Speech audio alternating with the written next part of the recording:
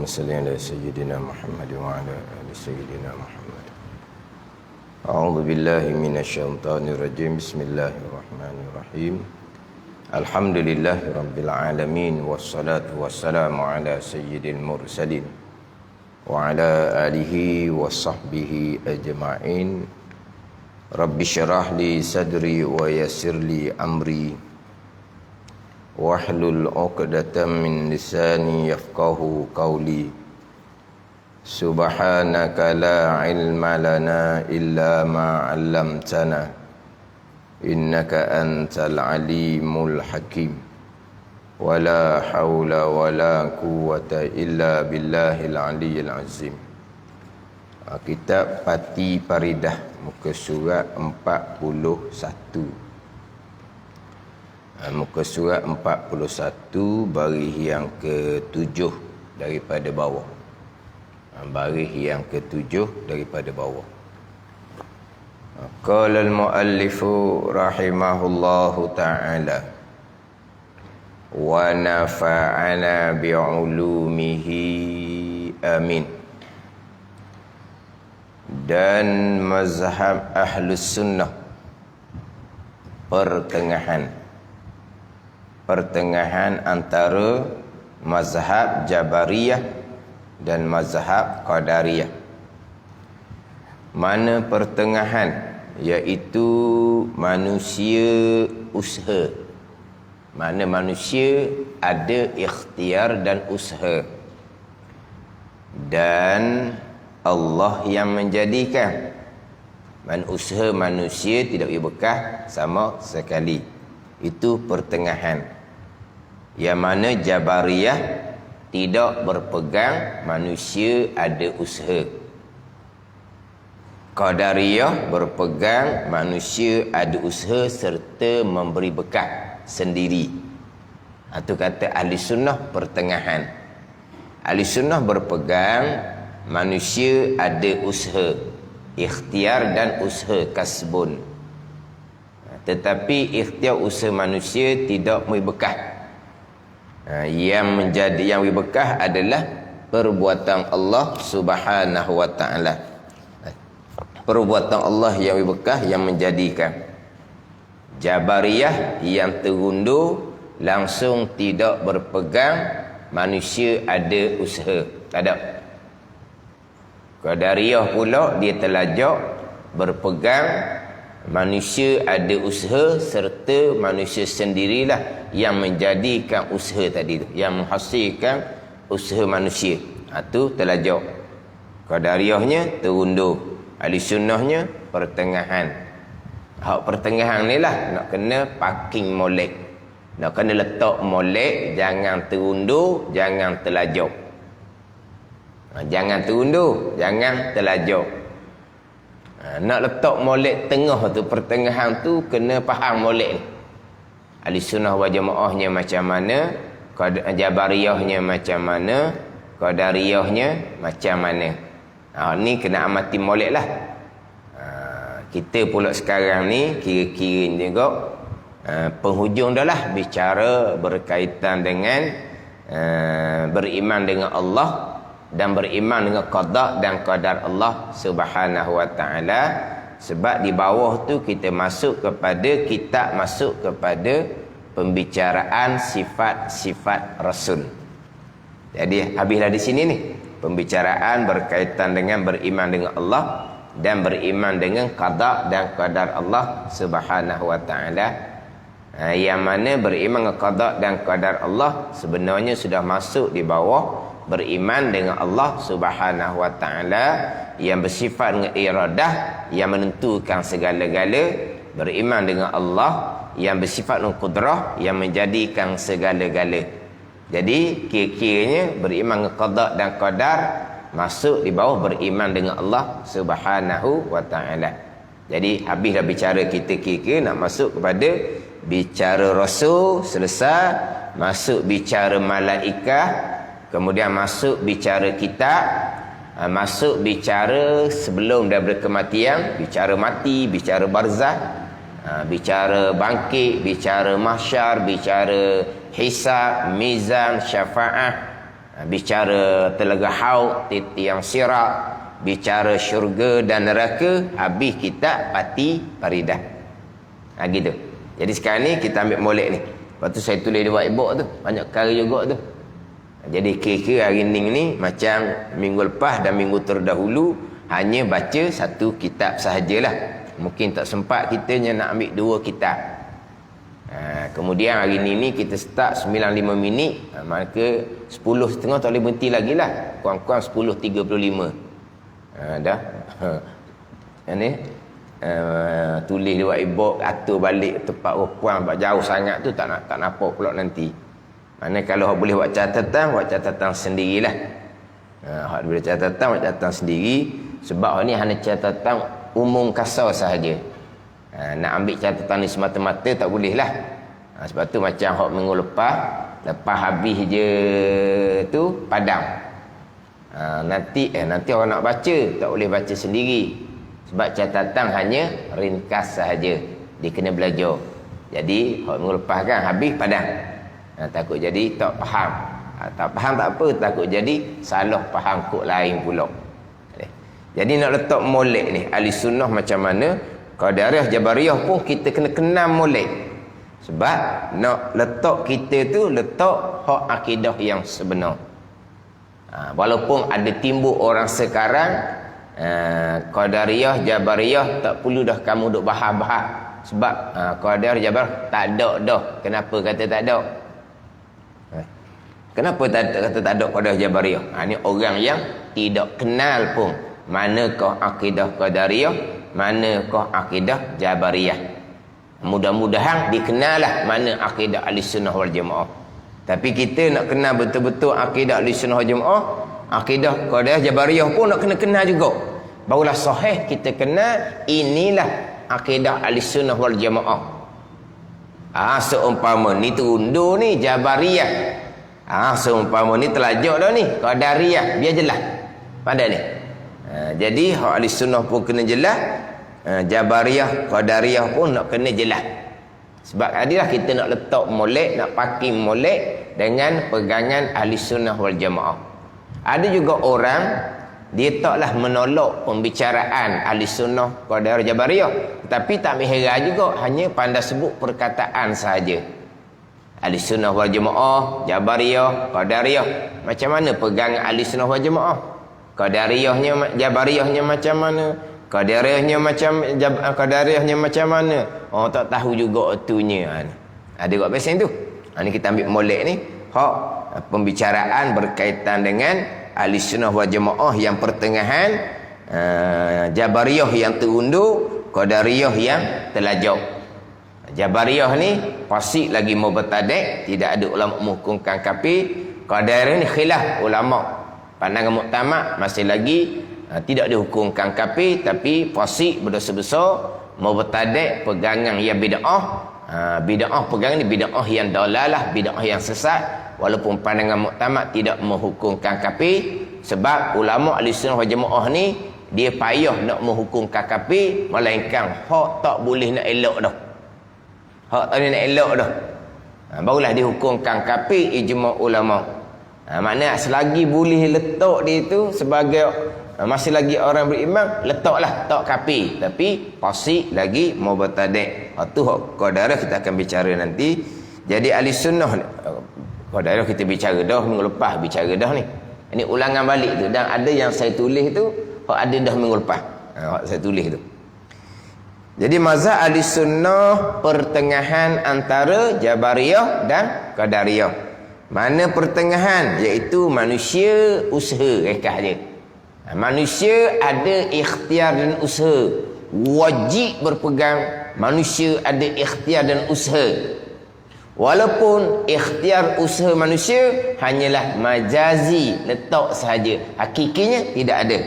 Hakikinya qada dan qadar Allah Subhanahu wa taala. Dan Allah yang menjadi.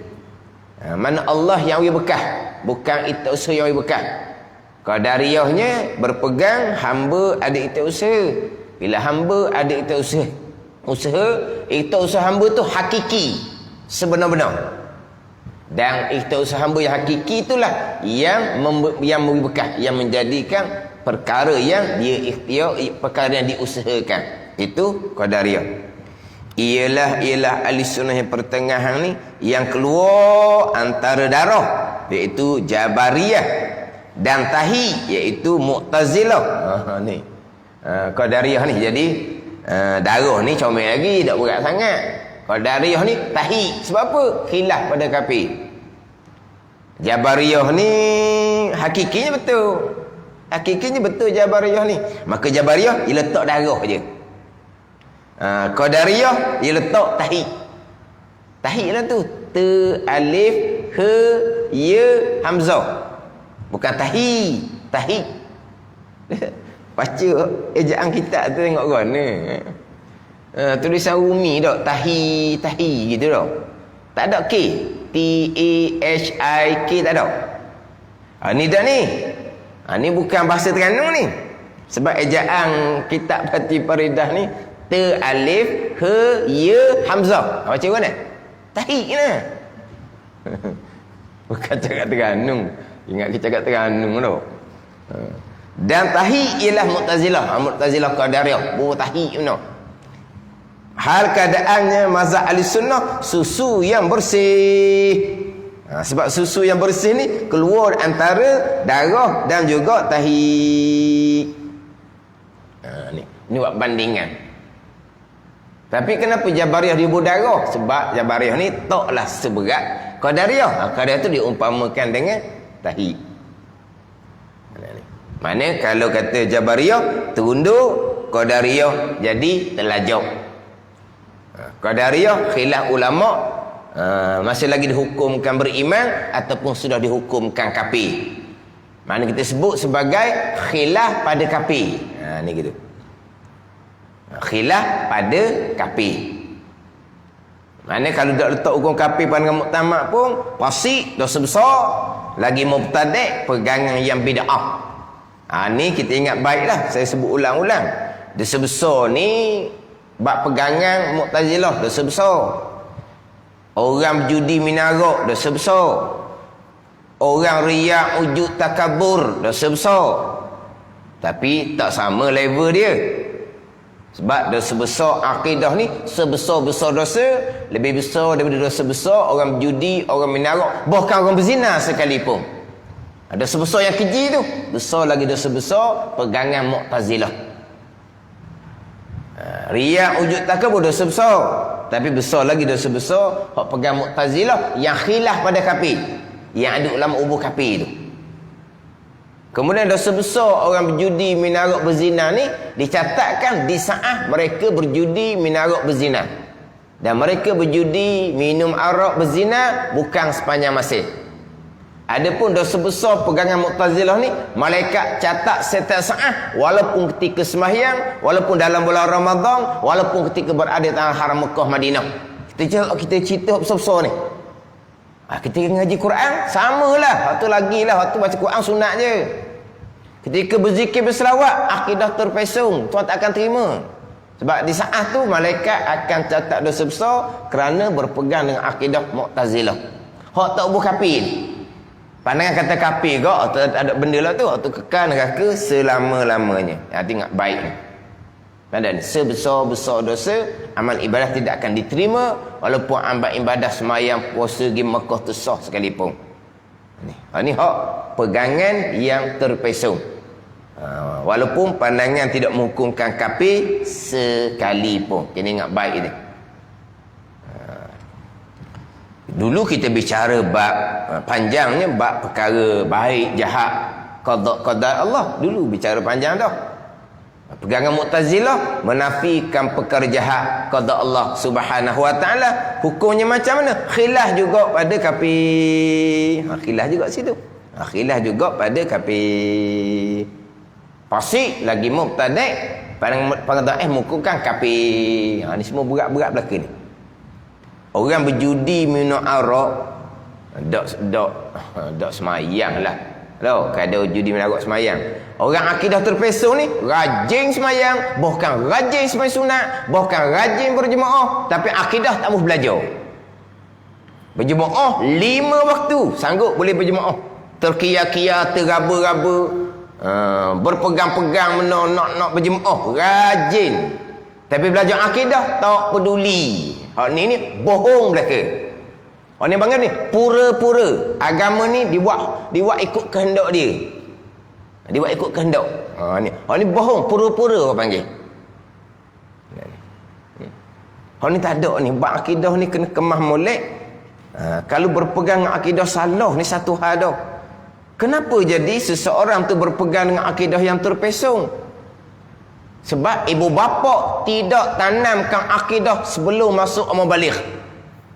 Kemana ibu bapa tu sudah meninggal. Ibu bapa tu ada taksir, ada cuai. Ibu bapa tu akan dipersoalkan di hari akhirat. Kita sendiri bertanggungjawab atas diri kita sendiri. Sebab kita wajib belajar bermula daripada kita masuk umur baligh. Kita tak belajar, kita belajar ilmu dunia. Bertahun-tahun, berbelah-belah tahun, penceng dah, tua-tua main masjid, tak mau belajar agama, rajin buat amal je. Tu kata bohong. Tu bohong bukan tu. Sebab syaitan terkadang tipu daya anak Adam dalam rupa kebajikan. Dalam kitab Minhajul Abidin, rupa semayang, rupa puasa, pergi Mekah tiap-tiap tahun. Tapi dalam tipu daya syaitan, sebab apa? Akidah salah. Ibadah pun tak belajar fiqh dia. Ibadah pun tak bicara bab keikhlasan, mengekali riak, ujub, takabur. Ni bukan belaka ni. Tu bukan belaka. Mana di situ ada kecuaian daripada orang tua kita terdahulu. Kita belajar betul-betul bertaubat untuk kesalahan diri kita kerana kita cuai pada belajar bermula dari umur baligh. Kita minta ampun dengan Allah supaya Allah mengampuni dosa ibu bapa kita. Bila Allah Ta'ala mengampuni, terhapuslah dosa ibu bapa kita. Itulah guna anak soleh. Soleh yang sebenar lah. Bukan soleh yang berlaku tua-tua main masjid belajar dak tu. Tu bukan tu tak ada arah je. Tak ada arah nak pergi dah. Dah tua nak pergi ke mana? Jadi hak ni hak bab pegangan masing-masing ni. Tak ada orang tahu ni. Bab akidah masing-masing. Kita kena kemah molek untuk diri kita dan untuk anak-anak kita sebelum mereka masuk umur baligh.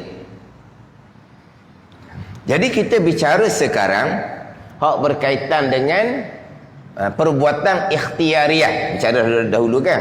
Ittirariyah tu hak langsung tidak disandarkan kepada perbuatan hamba. Jadi kita bicara berkaitan dengan ikhtiar usaha ni adalah bicara berkaitan dengan ikhtiariyah dan ittirariyah. Tidak bicara berkaitan dengan perbuatan Allah yang tidak berkait dengan manusia. Mana perbuatan Allah yang tidak berkait dengan manusia? Allah buat langit, Allah buat bumi, Allah buat siang, Allah buat malam. Tu tak cara dah tu. Tu memang qada qadar dah. Sebab tak ada kaitan dengan perbuatan manusia. Allah lahirkan di mana, bila, ibu mana, lelaki ke perempuan, lahir tu hitam ke putih, tu tak ada kaitan. Itu qada dan qadar. Yang kita bicara sekarang adalah perkara yang berlaku zahirnya daripada manusia. Kita letak di sini manusia. Tapi sebut dah berulang-ulang, bicara adalah af'alul ibad. Perbuatan hamba. Hamba ni terbenar manusia, terbenar jin, terbenar malaikat. Sama je. Sebab manusia sama, jin sama, malaikat sama, makhluk Allah yang lemah. Tu.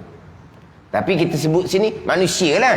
Sebab perbuatan manusia kita nampak, perbuatan jin kita tak nampak, perbuatan malaikat kita tak nampak. Hak nampaknya perbuatan manusia. Maka kita fokus pada perbuatan manusia. Tapi bicara adalah af'alul ibad, perbuatan hamba, manusia, malaikat dan juga manusia, jin dan juga malaikat. Jadi bicara perkara yang zahirnya terbit daripada perbuatan manusia. Yang terbit dari perbuatan manusia ni kebanyakannya dipanggil ikhtiariyah, gerak diam bangun duduk kita. Dan terzahir juga perbuatan pada manusia dipanggil ittirariyah. Terzahir daripada manusia, melatah, terzahir daripada manusia. Kepala bergerak OKU, terzahir daripada perbuatan manusia. Hak bicara tu. Hak berkaitan dengan buat langit, buat bumi, buat siang, buat malam, itu tetap dah qada dan qadar yang langsung tidak berkait dengan manusia. Yang kita bicara adalah hak berkait dengan manusia. Sebab ada golongan terpesong dimembahagikan dua. Satunya perbuatan Allah yang tidak ada campur tangan manusia, satunya perbuatan manusia. Mana perbuatan Allah yang tidak bercampur, tidak bercampur dengan perbuatan manusia. Tadilah buat langit, buat bumi, buat siang, buat malam. Hak tu perbuatan Allah mutlak. Siapa masa di perbuatan manusia sendiri sebebas-bebasnya. Ni ada dalam kemakaman hak pengajaran seumpama ni. Dia pecah dua tu. Daripada kepala manusia. Tapi adakah yang melatah, yang bergerak kepala okey tadi, hati dia memilih untuk melatah, hati dia memilih untuk menggerakkan kepala? Tidak, dia panggil ittirariyah. Yang dia panggil apa? Yang tidak ada pilihan. Ittirariyah, tidak ada khilaf antara Ahlussunnah wal Jamaah, Jabariyah dan Qadariyah. Langsung tidak dikaitkan kepada hamba. Ikhtiyariyah nilah. Perbuatan hak bangsa ikhtiyariyah nilah barulah Ahlussunnah macam mana, Jabariyah macam mana, Qadariyah macam mana. Hak ikhtiyariyah. Bila sebut kata perbuatan manusia ikhtiyariyah ke ittirariyah ke, hak tajuk atas tu. Beriman dengan rukun iman yang keenam, hak atas tu. Sekalian qada dan qadar. Sudah lah. Berarti pilihan kita pun qada dan qadar. Berarti usaha kita pun hakikinya qada dan qadar. Hanya disandarkan kepada pilihan manusia, hanya disandarkan kepada usaha manusia pada zahir sahaja. Secara majazi letak saja. Secara batin hakikinya balik kepada rukun iman yang keenam, sekalian qada dan qadar.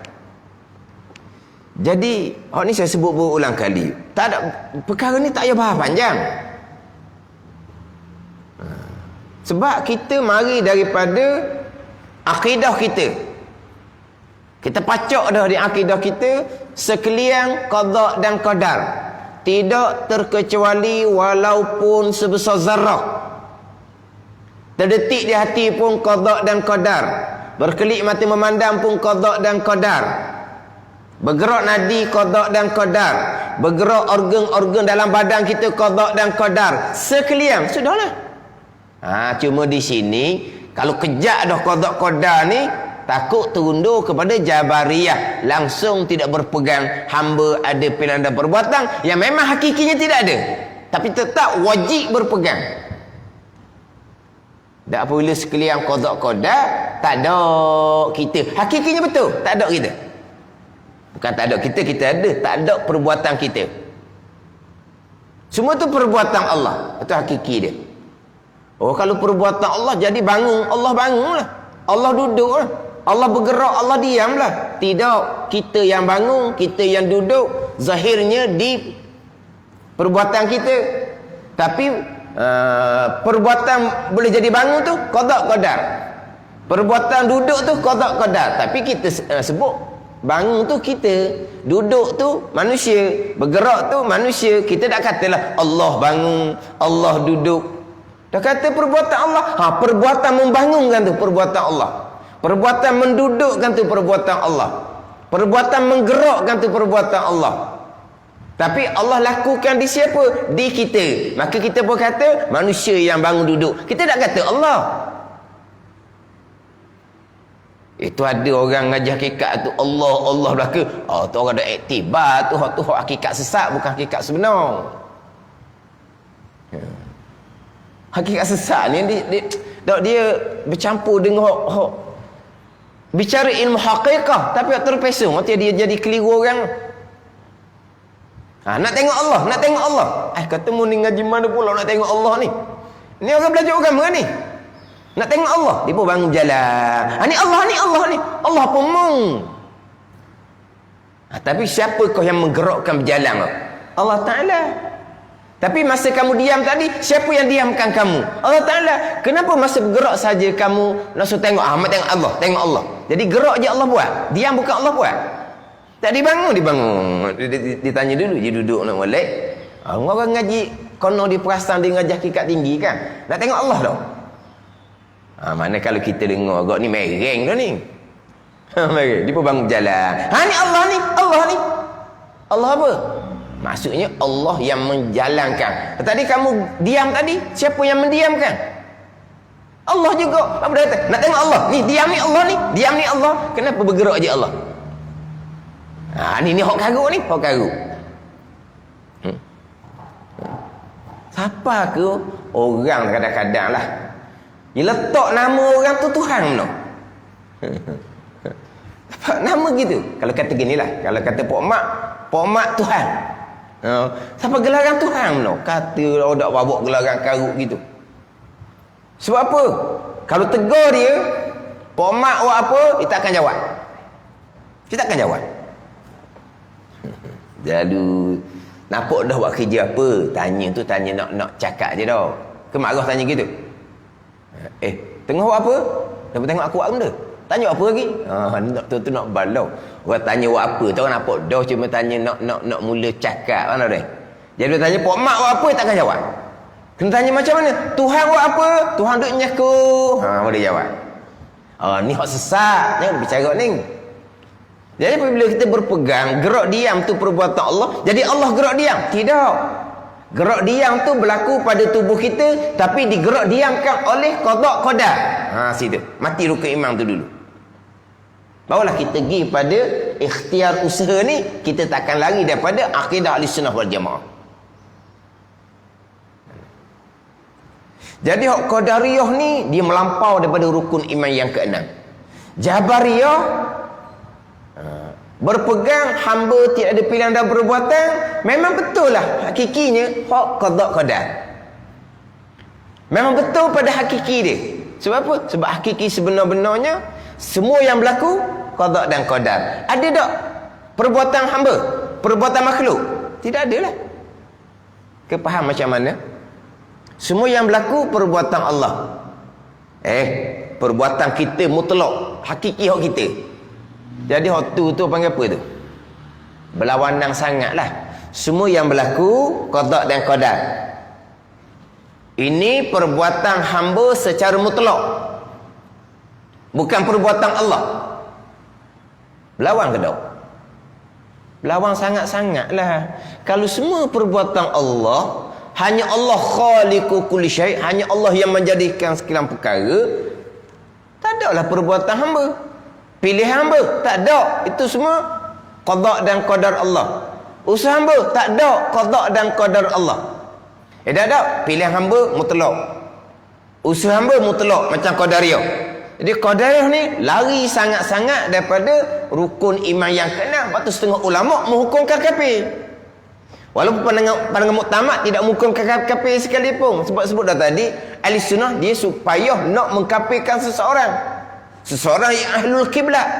Sebab Jabariyah sembahyang, Qadariyah sembahyang. Mana orang Islam belaka? Kalau dahulu Jabariyah Qadariyah ni bukan sebarang orang. Betul tak kita baca dalam sejarah kan? Pada masa Khalifah Mu'tasim semua tu, dia ada 3 khalifah yang dipengaruhi oleh ulama Mu'tazilah. Maknanya bukan orang sebarang. Bukan kata Mu'tazilah ni tak semayang. Mu'tazilah ni semayang kuat dan mereka ni orang-orang yang berilmu. Jadi Ahlussunnah wal Jamaah ahlul qiblah, orang sembahyang puasa payah untuk dikafirkan, melainkan tak boleh nak lari dah. Barulah hukum kafir ijma' ulama. Jadi kalau ke Qadariyah ni kok memang lari sangat daripada rukun iman yang ke-6.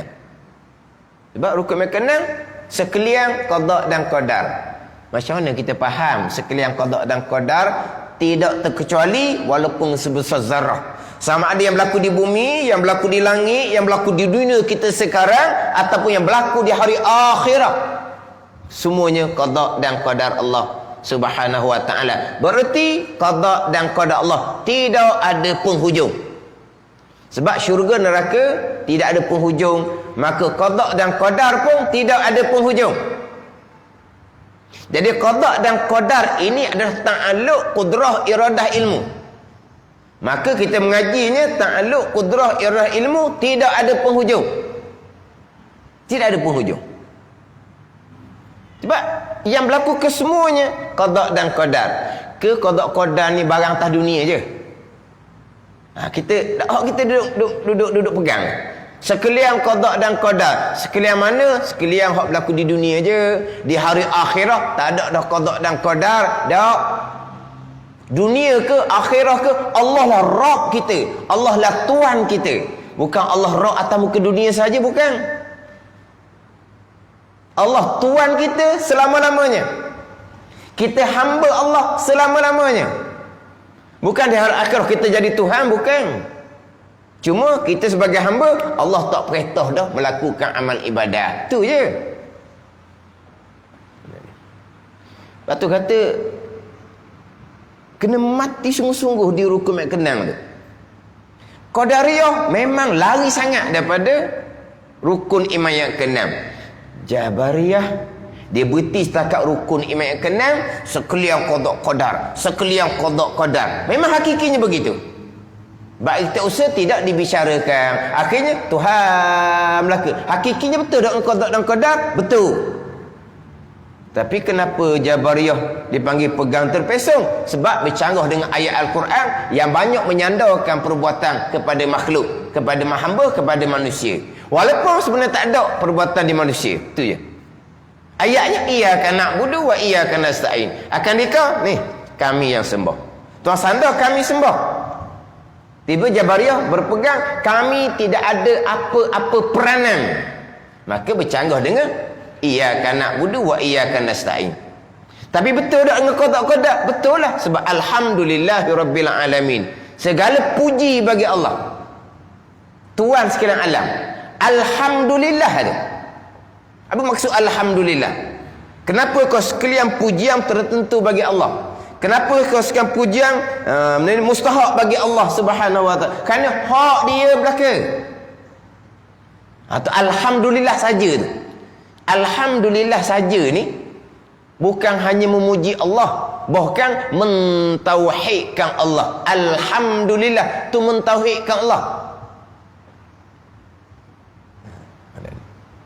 Rabbil alamin, Tuhan bagi sekalian alam. Ni Tuhan. Mana? Allah Tuhan, hak dia belaka. Tapi dah Quran sandar iyyaka na'budu wa iyyaka nasta'in. Ahli sunnah berpegang dengan Al-Quran. Berpegang jelah hamba ada pilihan dan perbuatan, tapi jangan lari daripada alhamdulillahirabbil alamin. Jangan lari daripada rukun iman yang keenam, sekalian qada dan qadar Allah Subhanahu wa taala.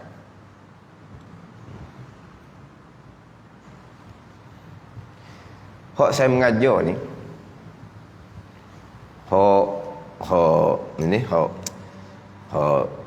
macam hak di fotoni apa semualah, hak baba-baba apa semua tu.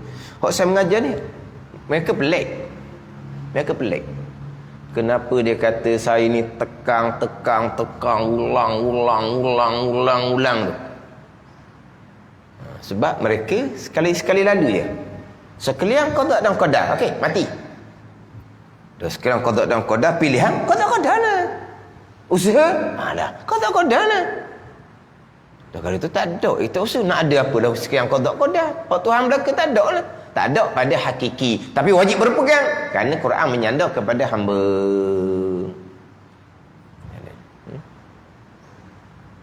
Jadi mereka tu pelik. Sebab mereka hanya masa saya mengaji pun sekali jalan je. Sebab tu apabila saya jumpa benda pelik-pelik ni, saya tak reti nak cerita mula-mula. Jumpa dengan perkara jahat bukan qada qadar, pening. Tak reti nak cerita macam mana. Sebab saya mengaji kekah je. Pegang sudah lah. Tapi adab bercakap yang baik daripada Allah, yang buruk daripada kita, jaga molek cakap tu. Jangan sandar perkara buruk pada qada haram. Kita pun mati kat situ. Kata je, tak soal panjang dah.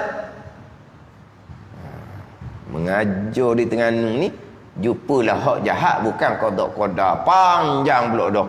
Hak batoh pun ada, hak macam-macam. Ada satu program hak baba dia foto ni mari, diminta supaya hura agak kejahat qada dan qadar. Dia tak mau hura sebenarnya kejahat qada dan qadar.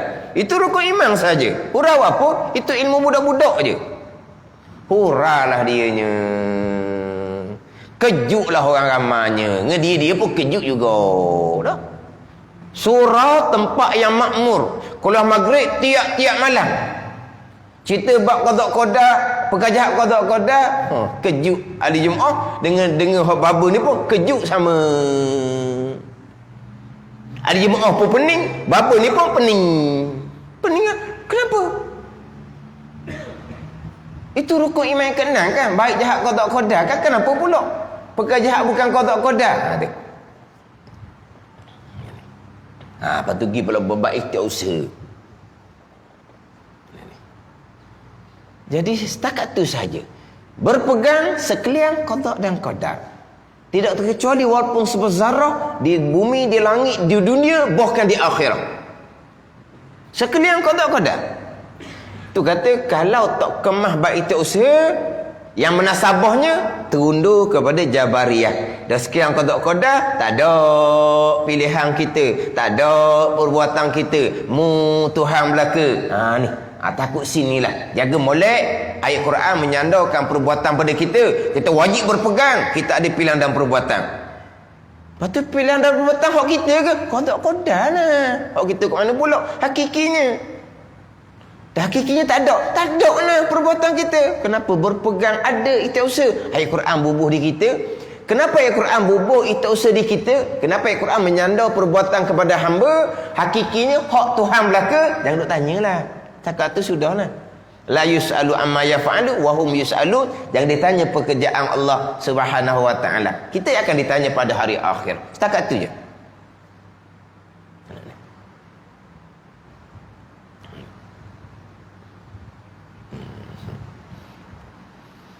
Mana kalau duduk situ molek dah, sekalian qada sesat. Hak saya sebut tadi, hak pengajaran terpesong tu.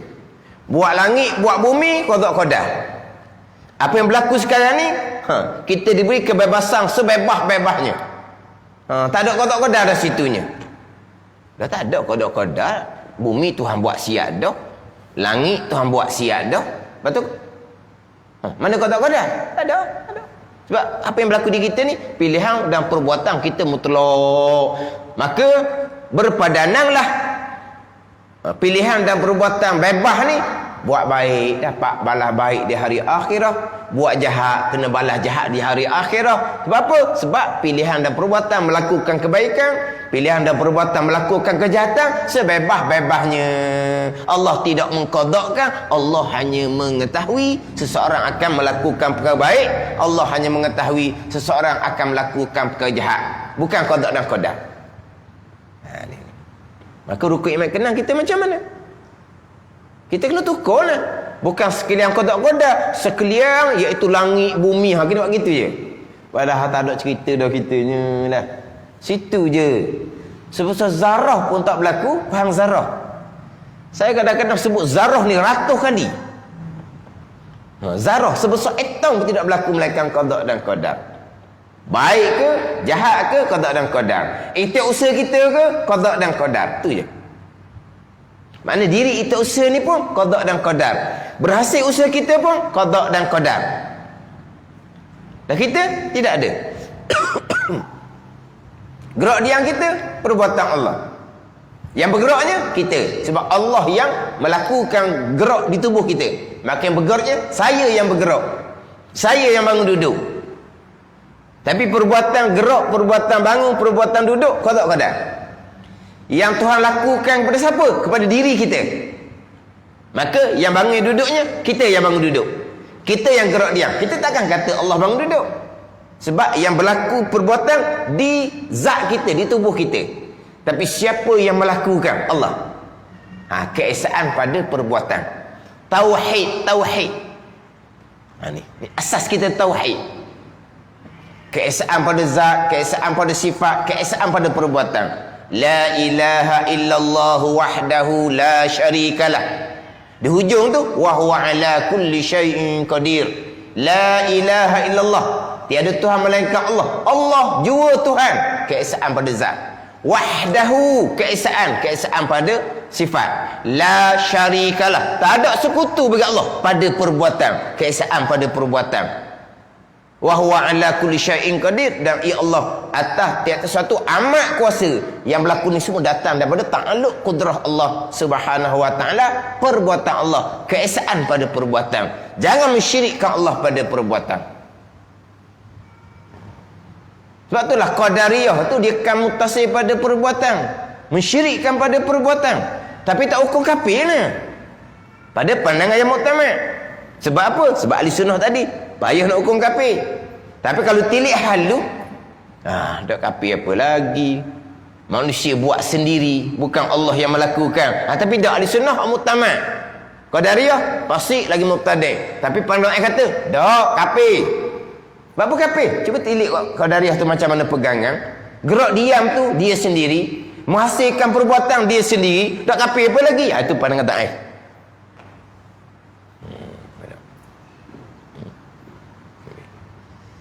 Cuma saya tulis tu susun je lah tu.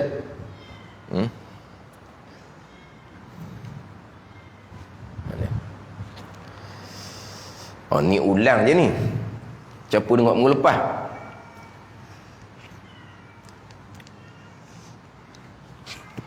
Kalau saya tulis di whiteboard ni, kat atas tu, kalau tetap dah tu, berapa nampak?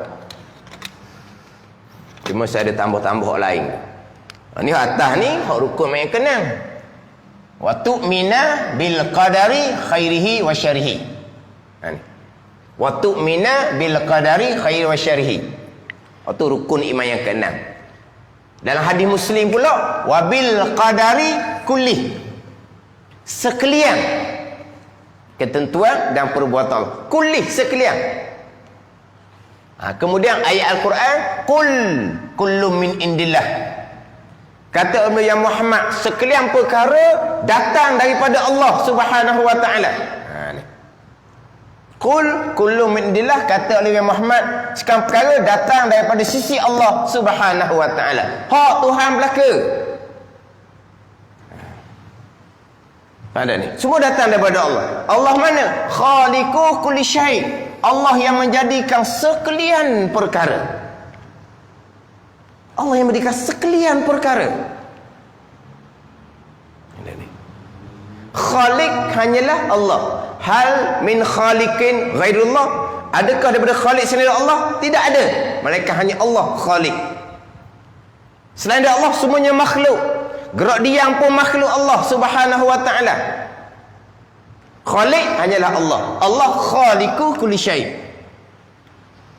Allah menjadi ni akan barang yang ia kehendak dan ia pilih. Wa rabbuka yakhluqu ma yasha' wa yakhtar. Dan bermula Tuhan engkau ya Muhammad menjadi Tuhan engkau ya Muhammad akan barang yang ia kehendak dan barang yang ia pilih. Ni. Baik kehendak tu kau tak kodar lah.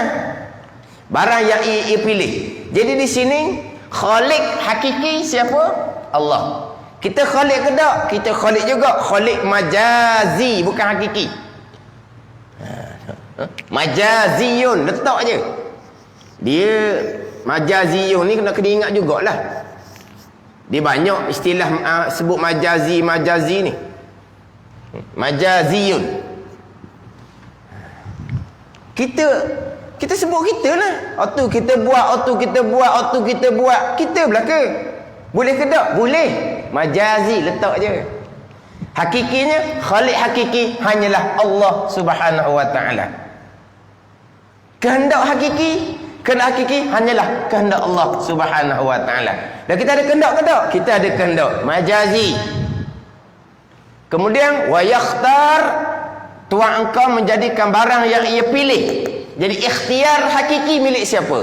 Ikhtiar hakiki milik Allah.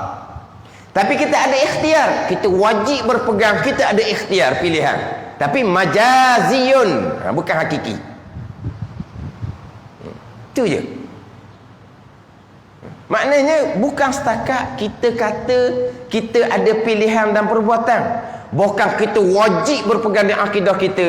Kita ada pilihan, kita ada perbuatan, tapi ikhtiar kita majazi, perbuatan kita majazi. Ikhtiar hakiki adalah Allah Subhanahu wa taala. Perbuatan hakiki hanya Allah Khaliq. Selain Allah tu majazi.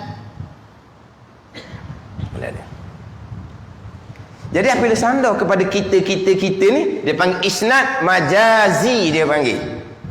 Isnad tu sandar. Isnad, kalau kita cakap asbab tu lah, kita cakap asbab.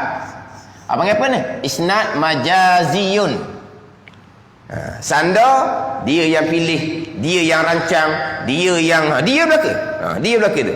Pilih pun dia, rancang pun dia, atur pun dia, buat plan pun dia belaka.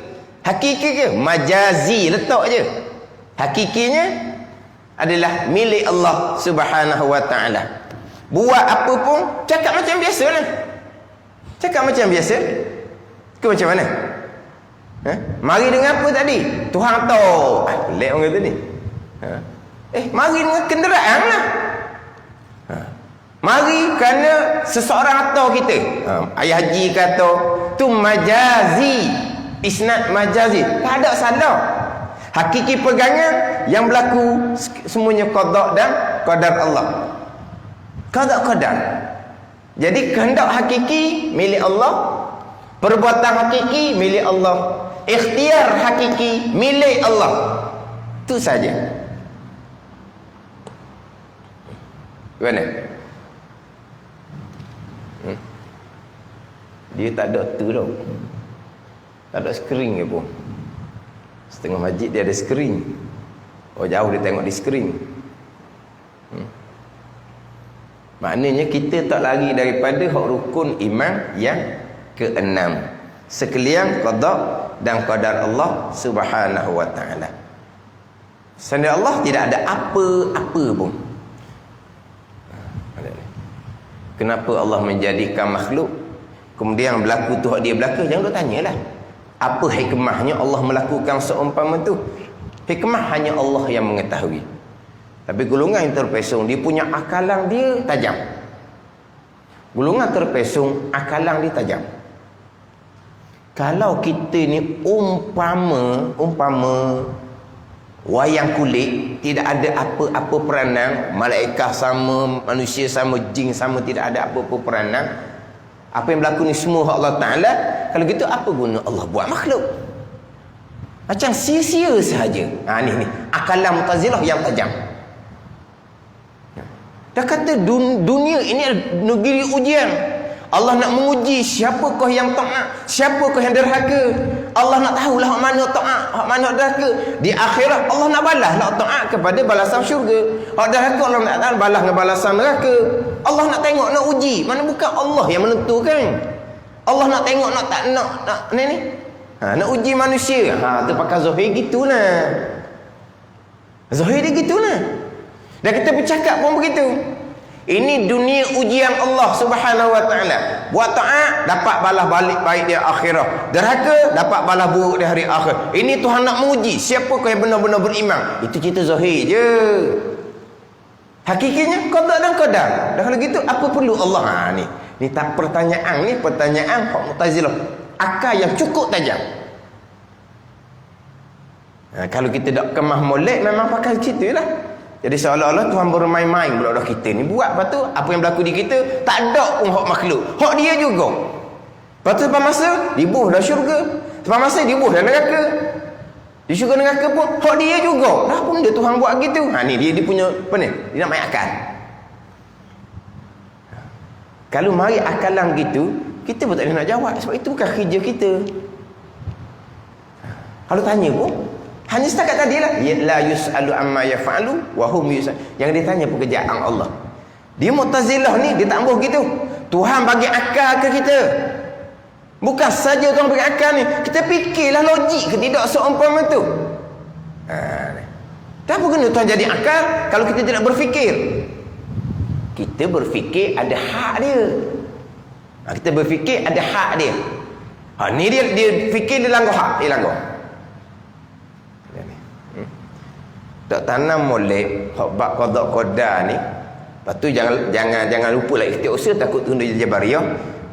Dengar benda-benda yang logik akal, ada benda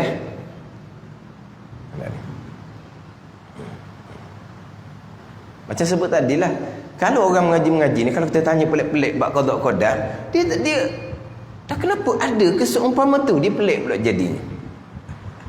Kan sekalian qada qadar kan? Yang berlaku di kita ni semua qada qadar kan?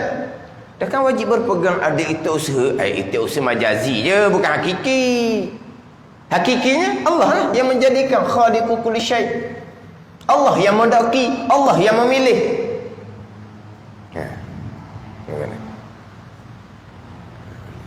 Jadi kita ni ahli sunnah ni, sinilah nak jaga ni bab istighosah ni.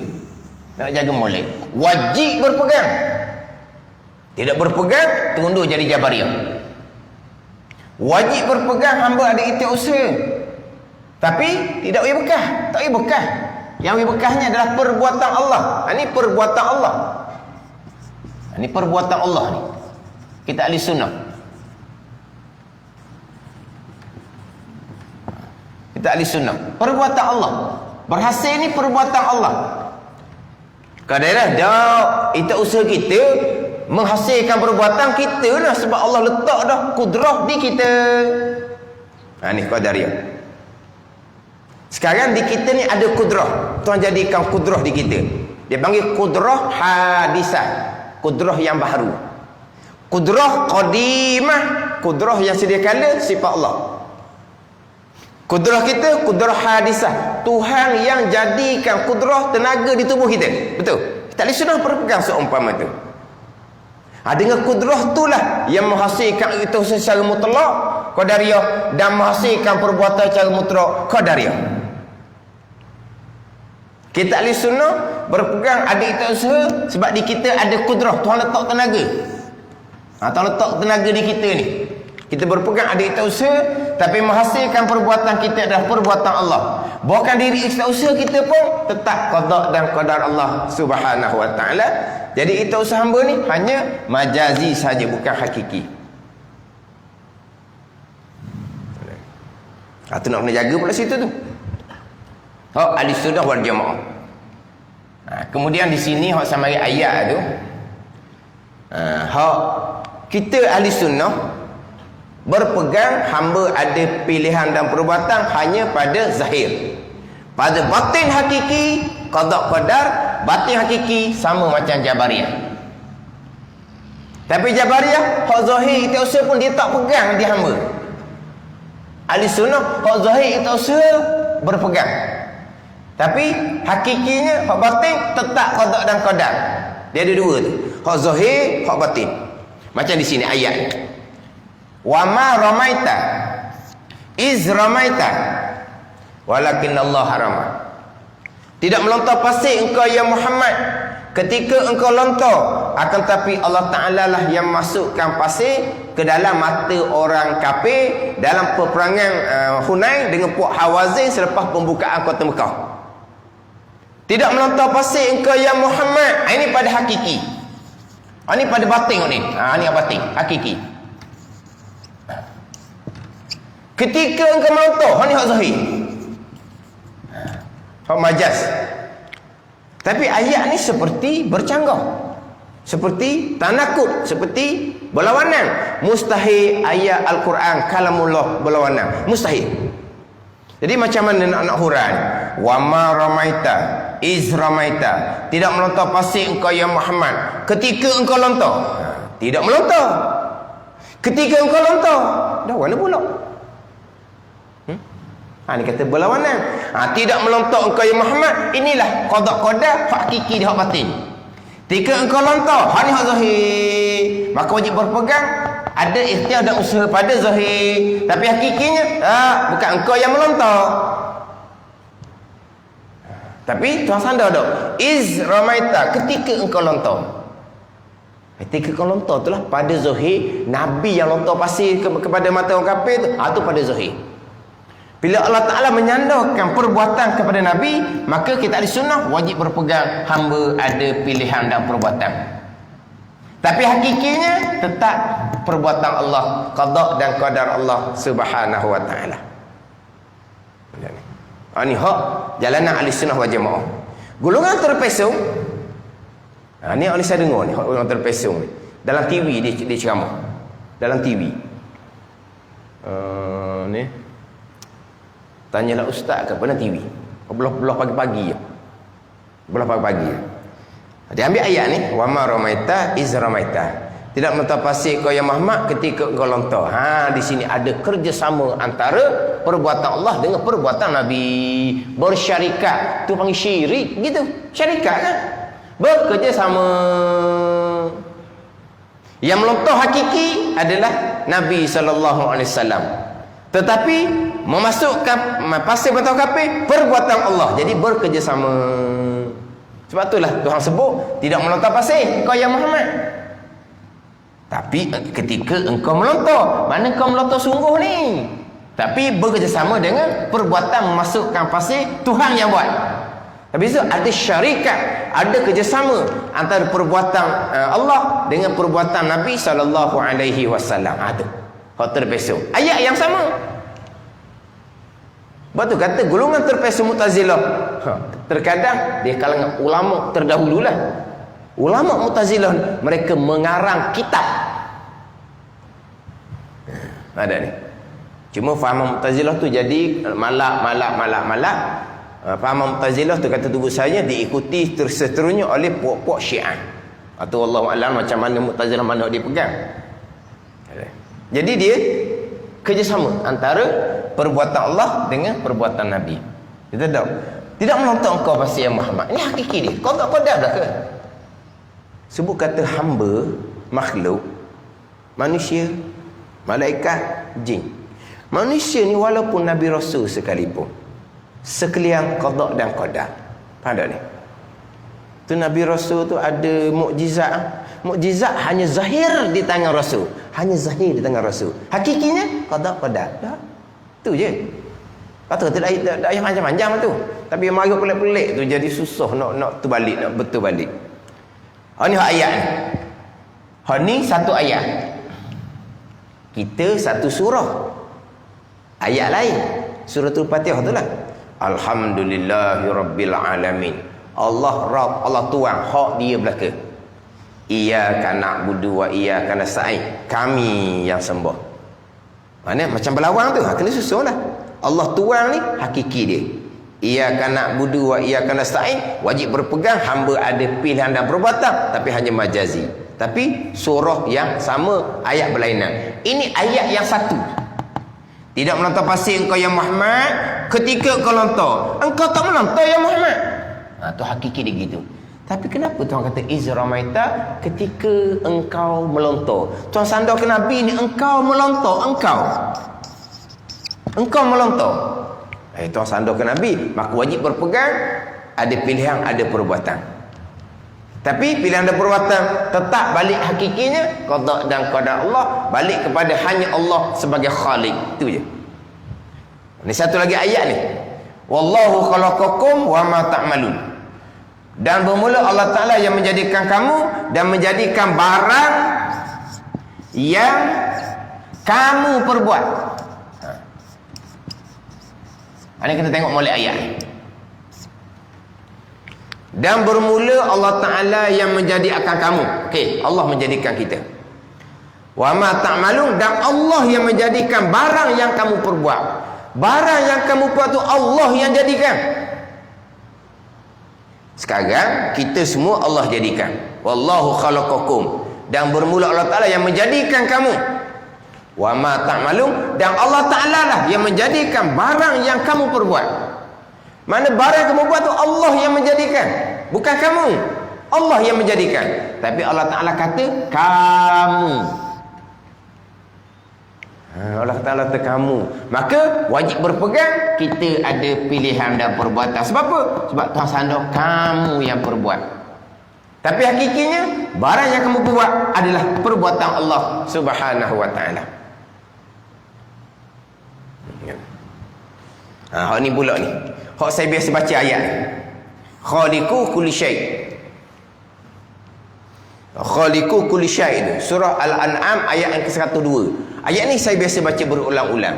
Zalikumullahu rabbukum la ilaha illa huwa khaliqu kulli syai'in fa'buduh. Demikian sifat dan kekuasaan Allah. Ialah Allah Ta'ala. Siapa Allah Ta'ala? Rabbukum, Tuhan kamu. Ayat sebut Allah Rabb. La ilaha illa huwa, tiada sembahan sebenar malaikat ia malaikat Allah. Ayat menyebut Allah adalah ilah. Sebab Rabb lain, ilah lain. Tauhid rububiyah lain, tauhid uluhiyah lain. Tapi dalam ayat tu Allah Rabbukum, Tuhan kamu. La ilaha illa huwa, tiada ilah malaikat ia malaikat Allah. Allah ni ilah kamu.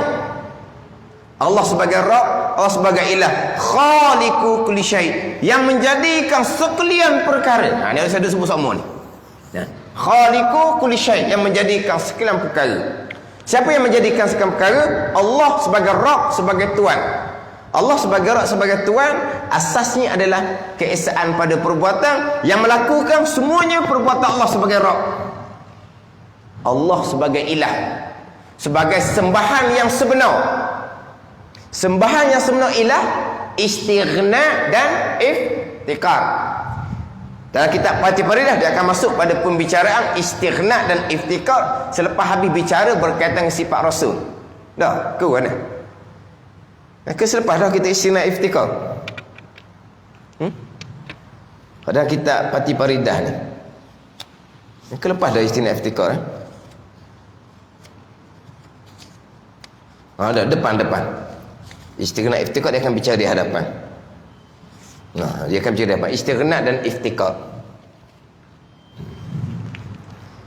Jadi Allah sebagai ilah bersifat dengan istighna dan iftikar. Istighna ni Allah terkaya, lepas daripada segala-galanya.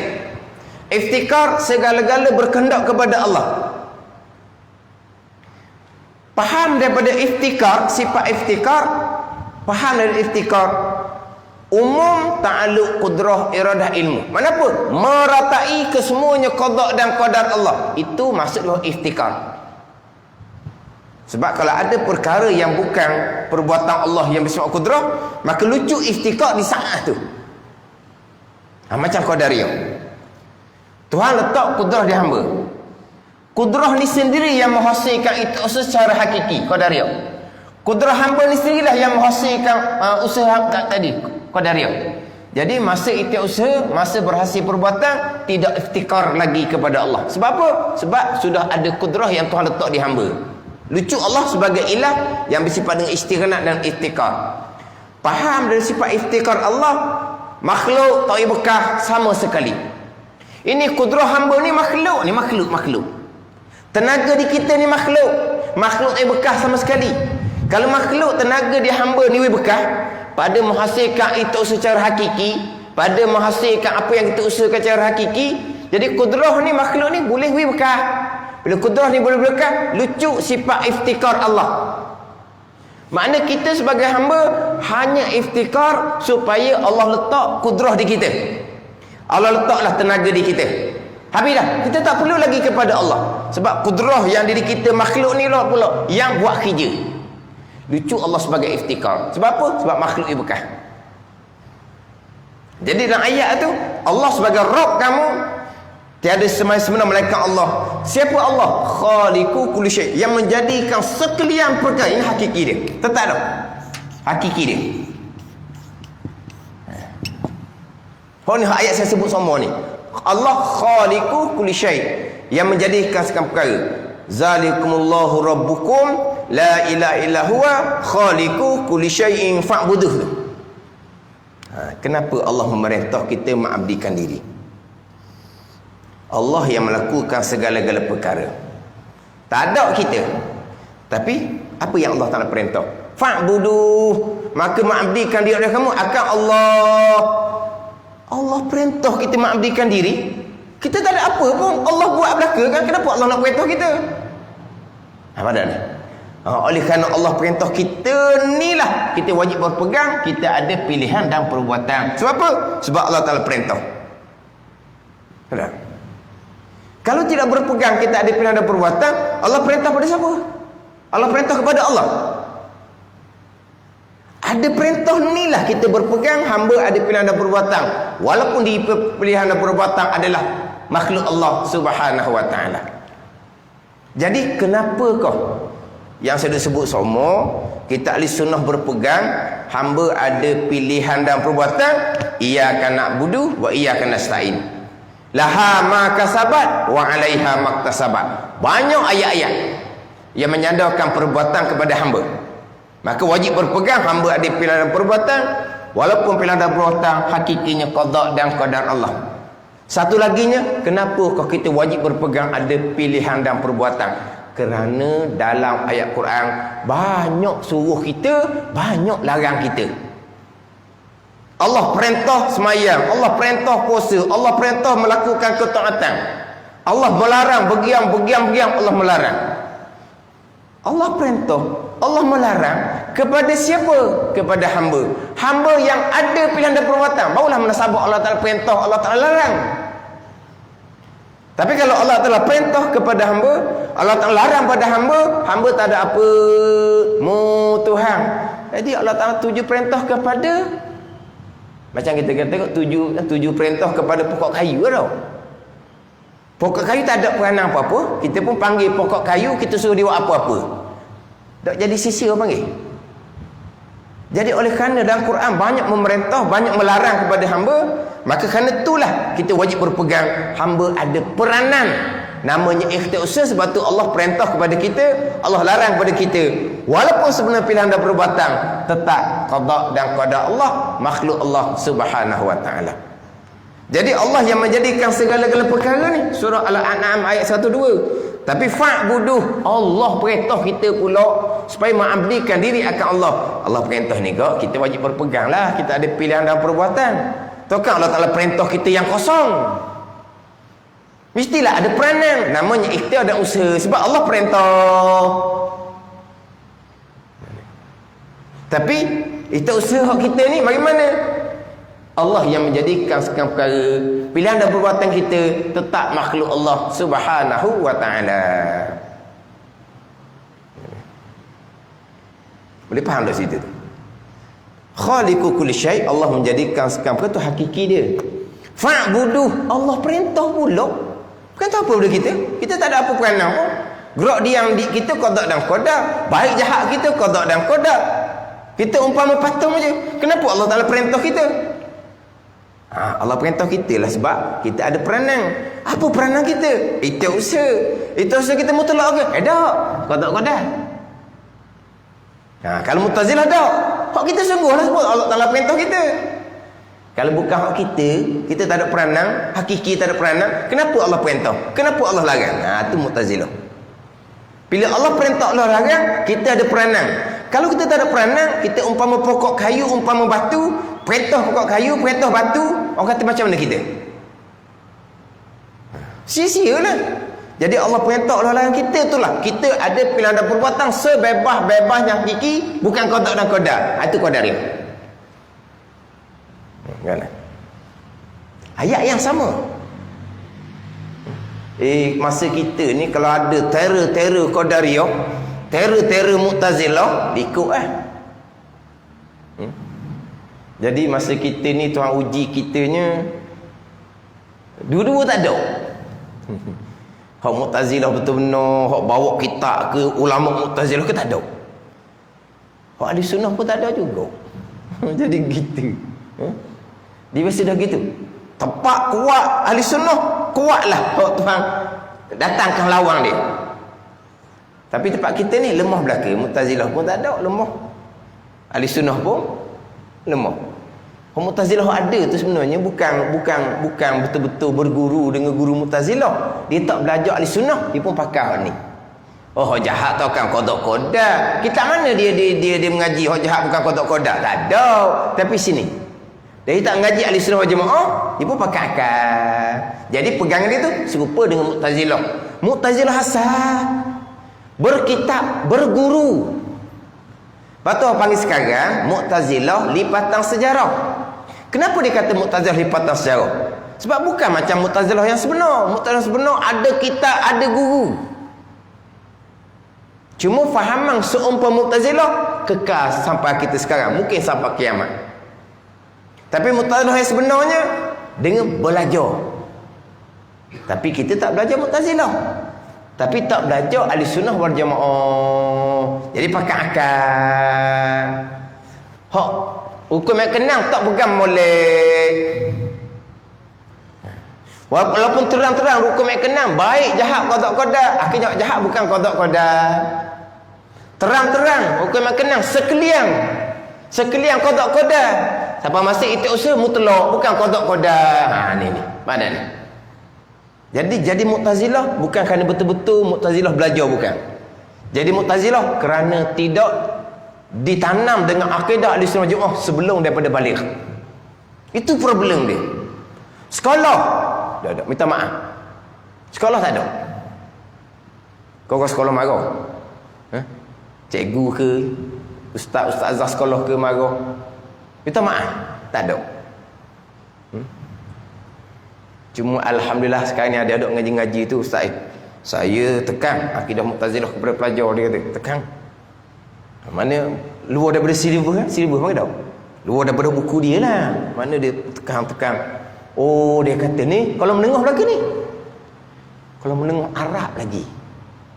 Balik belah Kedah. Jadi ustaz ni dia jadi fokus dalam bab-bab gini. Dia tekan pelajar dia, kalau Arab ni tak lepas.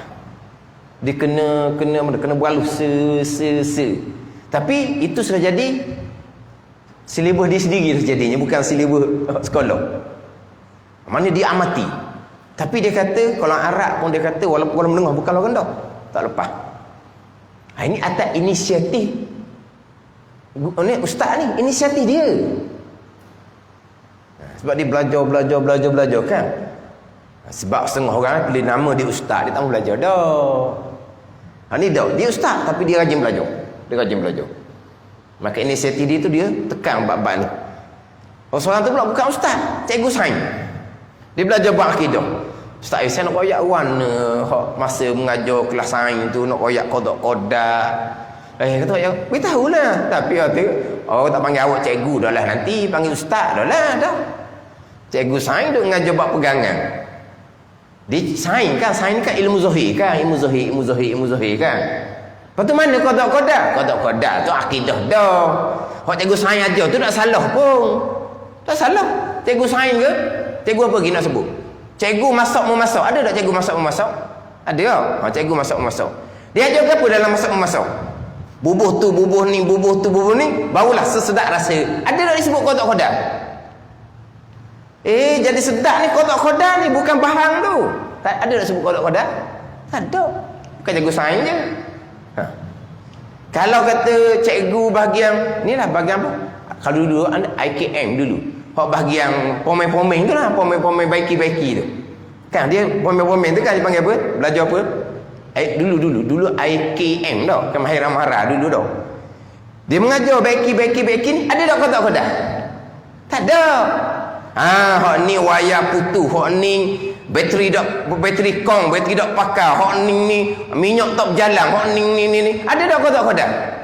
Tak ada juga. Tapi hak tu ilmu zahir, pegangan di sini dah. Tak ada salah pun.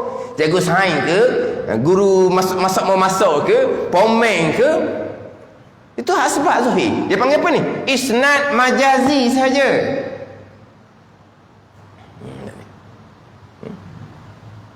Kalau hak bahagian tanaman pula, dia cerita apa? Kalau tanaman, benih, baja, siram, gini. Ada tak sebut kodak-kodak? Hak dia cakap tu isnad majazi, tak ada apa pun. Lepas tu pegangan, hukum yang kenal tu sebelum balik lagi dah tu. Tapi cikgu sains dia takut anak murid dia ni tak ada kodak-kodak. Dia hurah sikit-sikit dia kata, tak ada sungguh. Tu wallahualam lah. Mana tu? Sekolah tu luar negara, luar seberang laut. Bukan di Malaysia lah, mati marah Malaysia pula. Mana tak ada penekanan bab akidah Ahlussunnah wal Jamaah. Lepas tu jadi fahaman Mu'tazilah tu bukan Mu'tazilah yang sebenar.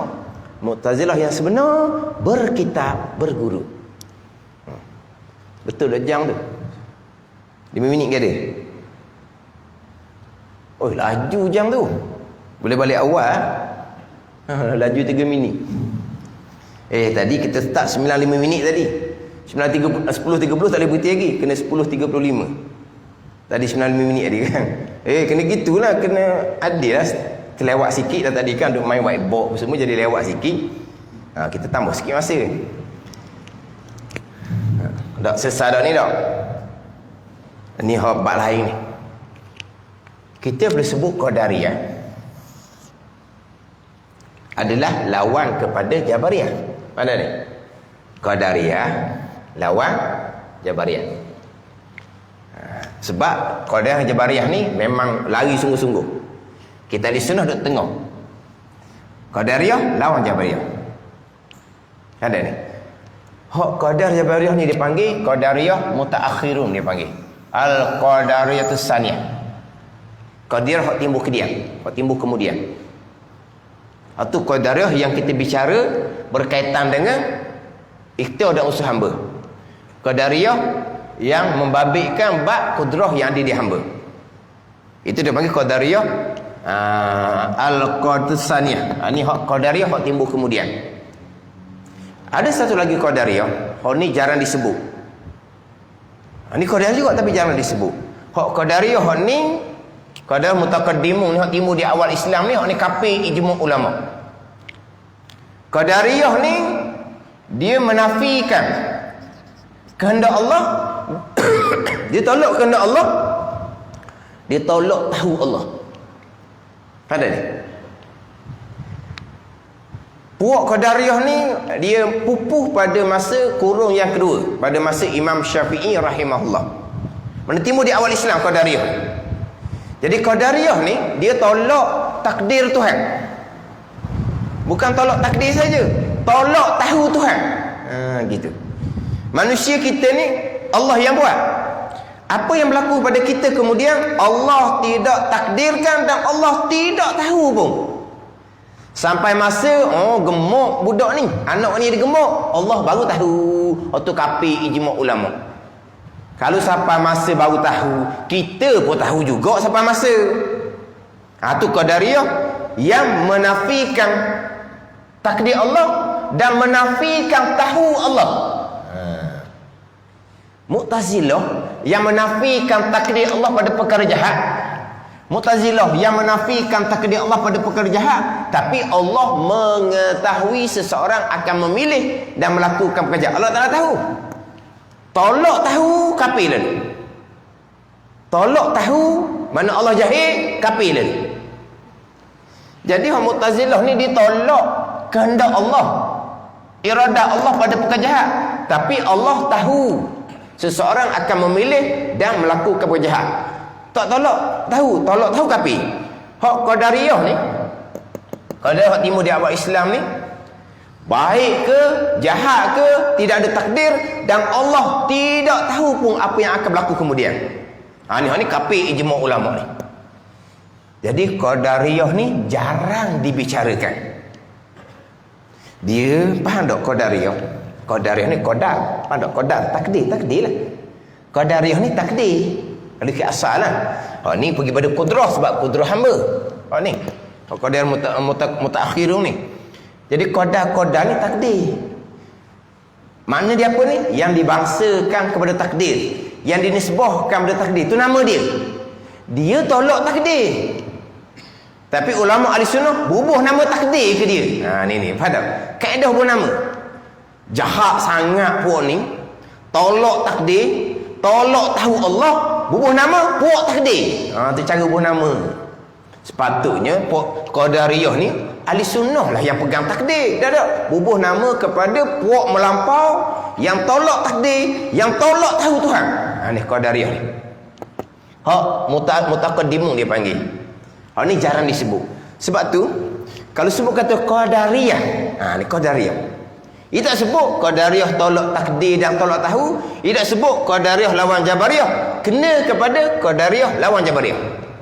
Kalau dia nak sebutlah, dia kata puak-puak Qadariyah contohnya terpesong. Qadariyah ada dua. Qadariyah hak kapik ijma' ke Qadariyah hak berkaitan dengan kudrah kita usaha hamba. Dia tak cerita mana-mana. Kena kepada Qadariyah lawan Jabariyah. Hak bab kudrah hamba kita usaha hamba. Melainkan kalau disebut puak-puak Qadariyah yang timbul di awal Islam, yang tolak takdir, yang tolak tahu Tuhan, barulah kena kepada Qadariyah hak permulaan. Ini tambahan je lah.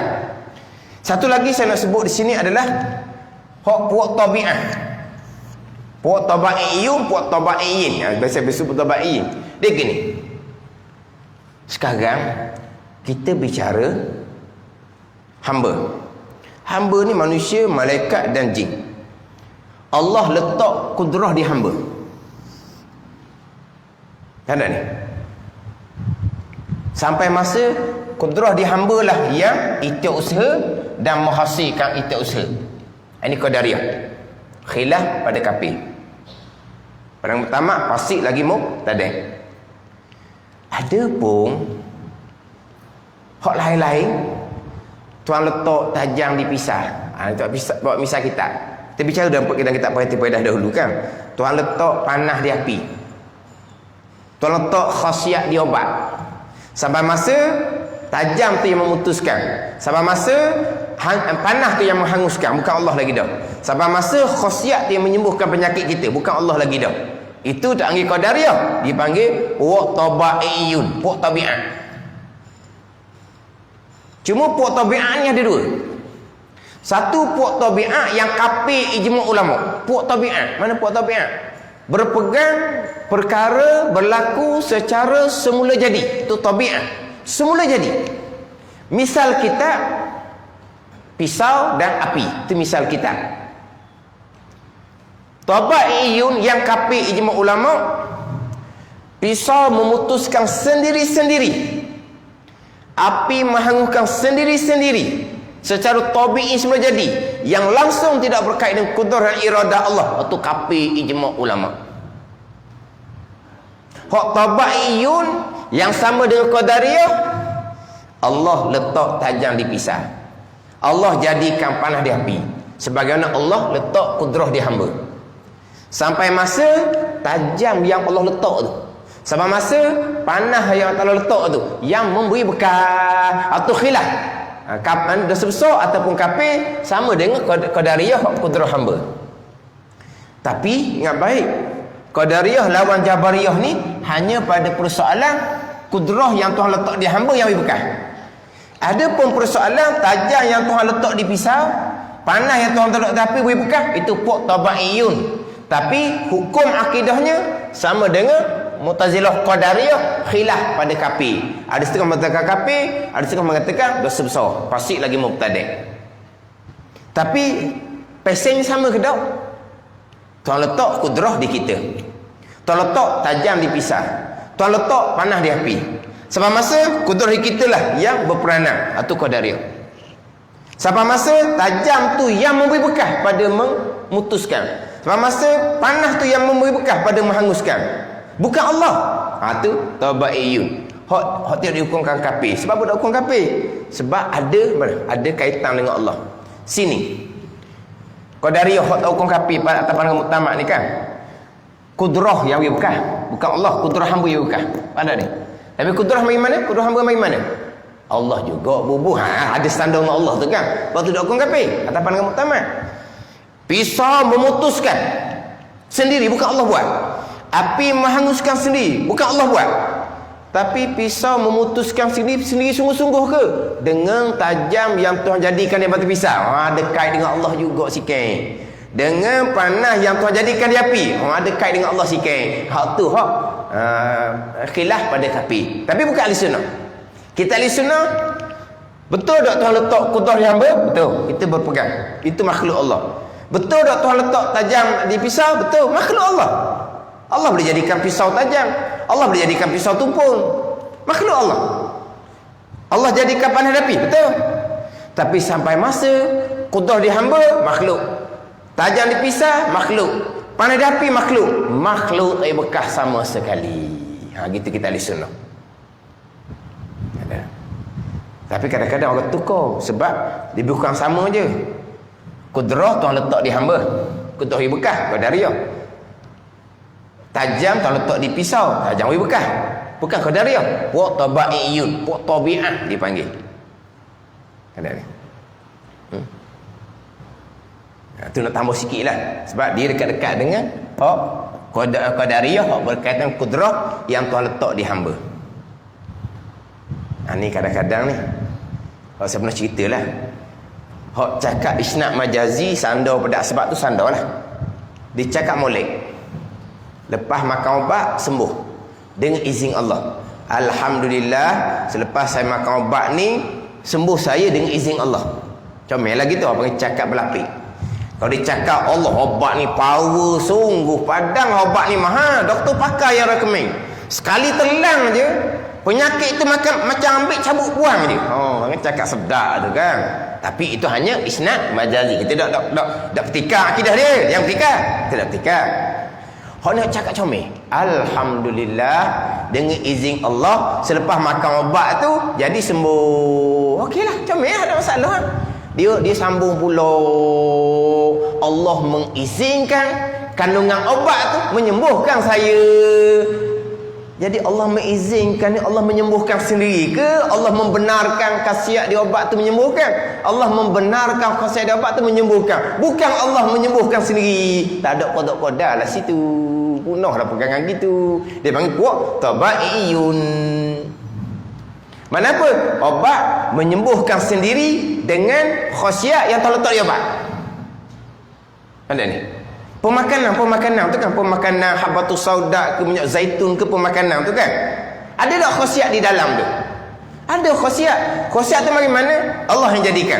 Orang sekarang dia kajilah. Sampai masa makan habatus sauda minyak zaitun jadi sihat. Sihat bagaimana? Allah mengizinkan khasiat di minyak habatus sauda minyak zaitun untuk mensihatkan kita. Allah mengizinkan mana Allah yang menyihatkan ke? Allah membenarkan khasiat tu yang menyihatkan? Allah membenarkan khasiat tu menyihatkan. Itulah puak tabaiyun yang tidak mengesahkan Allah pada perbuatan, tolak qada dan qada Allah sekalian perkara. Jadi qada dan qadanya apa? Letak khasiat di habatus sauda minyak zaitun sampai masa menyembuhkan, menyihatkan, bukan qada dah. Bukan perbuatan Allah, perbuatan khasiat yang ada di pemakanan tu. Itu bukan ahli sunnah jemaah. Itu dia panggil puak tabaiyun. Tapi kalau berpegang obatlah semata-mata menyembuhkan, tak berkait pun dengan kudrah dan iradah Allah, semula jadi. Itu kafir ijma' ulama. Di tabaiyun ada dua golongan. Ni kita bicara dah. Ni kita bicara dah ni. Ni sebagai tambahan je lah. Kawan cukup dah masa ni. Cukup masa. Macam sebelum lepas lah. Bukan tak mau buka ruang untuk bertanya, tapi perkara ni bukan faham pegang je. Lepas tu berhenti setakat tu. Jangan Nabi kata fa'amsiku, tahan diri kamu daripada membahas-bahaskan kenapa begini. Jangan. Itu Nabi larang, Nabi pernah melihat sahabat berbahas-bahas dalam bab qada qadar. Hadis meriwayatkan merah muka Nabi yang mulia. Marah. Nabi pun bersabda, Abi Haza umirtu, ni ke diperintahkan kamu. Abi Haza ursiltu ilaikum, ini ke hikmah diutuskan aku pada kamu. Nak duduk persoalkan bab qada qadar. Nabi larang. Merah muka Nabi sallallahu alaihi wasallam yang mulia. Mana? Faham? Pegang, berhenti. Tapi jangan berhenti awal-awal. Jangan berhenti awal-awal. Berhenti awal-awal. Kau tak jadi ahli sunnah kalau tak faham molek. Ni ada pula. Jangan huraf panjang-panjang. Lepas tu berhenti setakat tu je. Orang pun tak faham pun lagi. Kena huraf molek. Dok sekarang ni dalam kitab Fatih Faridah kita ingat dok dahulu. Berapa muka surat dalam bicara sifat iradah? Kan panjang kan? Bukan dalam kitab Arba'in fi Usuluddin. Dan kitab Arba'in fi Usuluddin, kitab karangan Imam Ghazali rahimahullah. Dia ada bicara bab sifat Allah Ta'ala dalam kitab Arba'in. Ada bicara bab kudrah Allah, ilmu Allah, iradah Allah, sama, basar, kalam.